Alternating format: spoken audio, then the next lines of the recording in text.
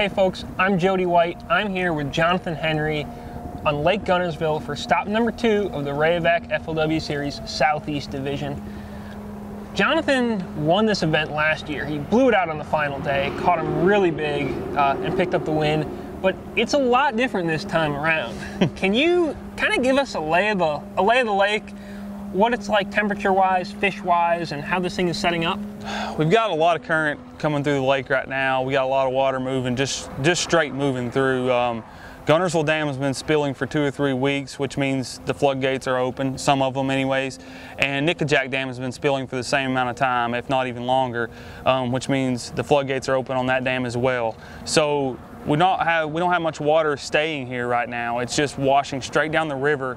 And there's a lot of pockets of really cold water where it's turning over in the river and bringing it down, and there's a lot of pockets of really warm water. Like, for example, I've fished today in 47-degree water, and I've fished today in like 64-degree water. So it's a really big fluctuation in water temperature, and it's actually moving. Like the place I fished that was 47 today was 54 a couple of days ago, and I know it's just a shift in the current. There's a weird phenomenon at Guntersville that goes on where the creeks don't actually move when the river's rolling really hard.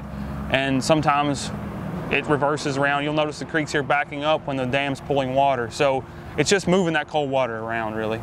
Okay, and as far as the water obviously has a lot of changes going on in it.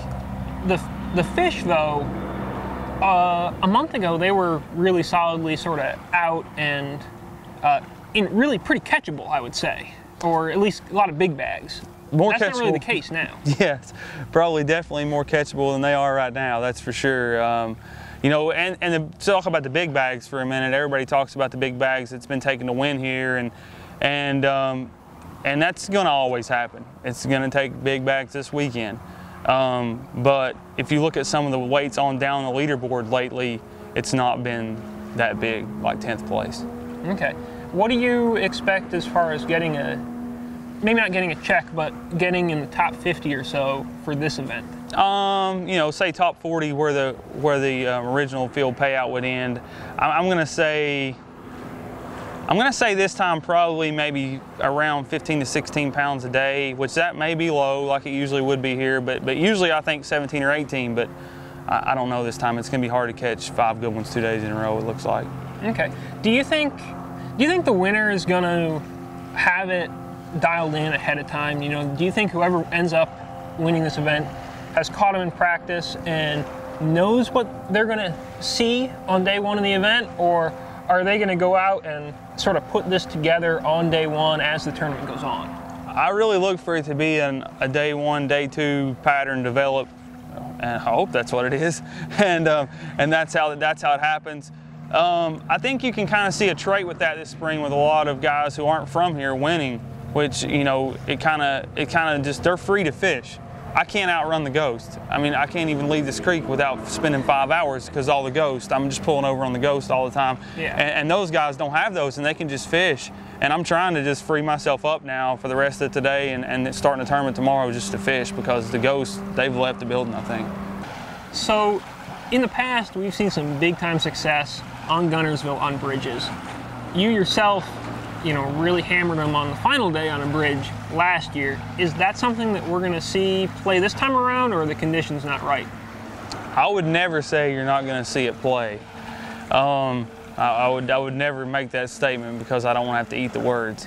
But you know, I really feel like I have a really good grasp for what happens around those, and I sort of, you know, showed that last year. You know, the difference is later in the spring, a lot of fish live there. This time of year, some fish go to eat there.